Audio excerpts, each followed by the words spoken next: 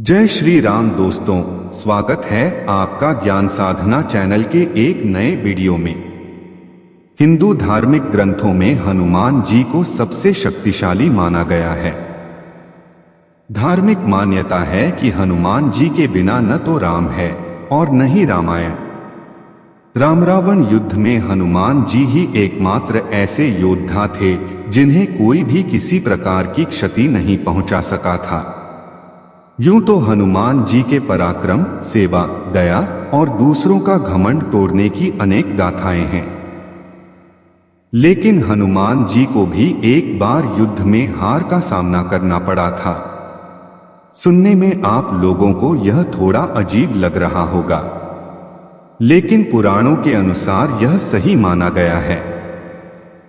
कहते हैं कि युद्ध में हनुमान जी को हराने वाला कोई और नहीं बल्कि उन्हीं के जैसा एक राम भक्त ही था।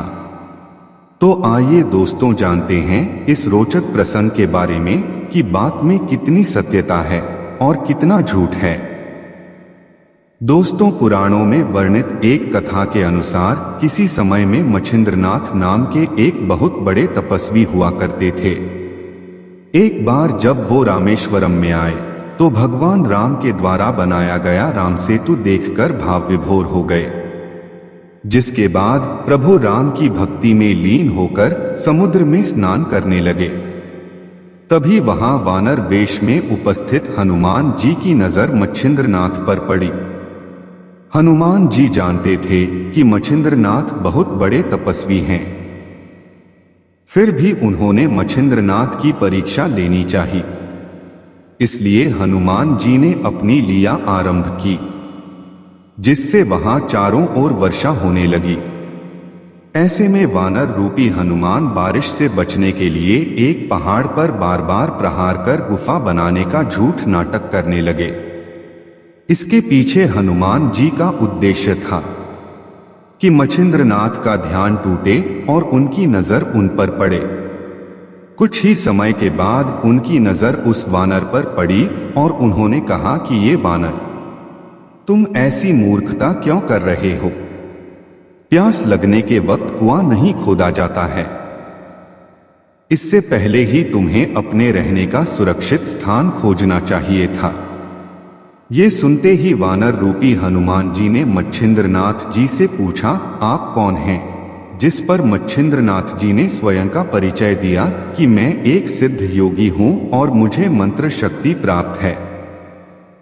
हनुमान जी ने मच्छिंद्रनाथ जी की शक्ति की परीक्षा लेने के उद्देश्य से कहा, वैसे तो प्रभु श्री राम और महाबली हनुमान जी से श्रेष्ठ योद्धा इस संसार में कोई नहीं है, पर कुछ समय उनकी सेवा करने के कारण उन्होंने प्रसन्न होकर अपनी शक्ति का 1% हिस्सा मुझे भी दिया है। ऐसे में अगर आप में इतनी शक्ति है और आप पहुंचे हुए सिद्ध योगी हैं, तो मुझे युद्ध में हरा कर दिखाएं, तभी मैं आपके तपोबल को मानूंगा। इतना सुनते ही मच्छिंद्रनाथ जी ने उस वानर की चुनौती स्वीकार कर ली। तब वानर रूपी हनुमान जी ने मच्छिंद्रनाथ जी पर 7 बड़े पर्वत फेंके, पर इन पर्वतों को अपनी तरफ आते देख मच्छिंद्रनाथ जी ने अपनी मंत्र शक्ति का प्रयोग किया और उन सभी 7 पर्वतों को हवा में स्थिर कर उन्हें उनके मूल स्थान पर वापस भेज दिया। इतना देखते ही महाबली को क्रोध आया। उन्होंने मच्छिंद्रनाथ जी पर फेंकने के लिए वहां उपस्थित सबसे बड़ा पर्वत अपने हाथ में उठा लिया, जिसे देखकर मच्छिंद्रनाथ जी ने समुद्र के पानी की कुछ बूंदों को अपने हाथ में लेकर उसे अपने मंत्रों से सिद्ध करके हनुमान जी के ऊपर फेंका। पानी की बूंदों का स्पर्श होते ही हनुमान जी का शरीर स्थिर हो गया और वे हलचल करने में भी असमर्थ हो गए।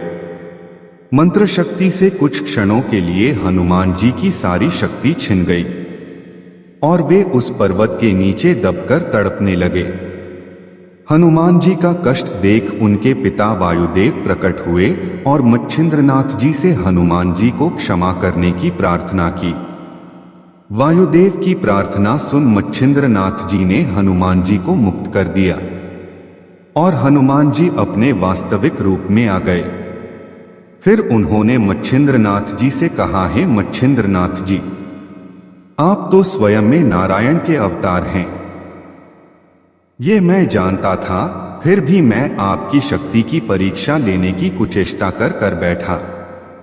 आप मेरी इस भूल को माफ करें। यह सुनकर और स्थिति को समझते हुए मच्छिंद्रनाथ जी ने हनुमान जी को क्षमा कर दिया।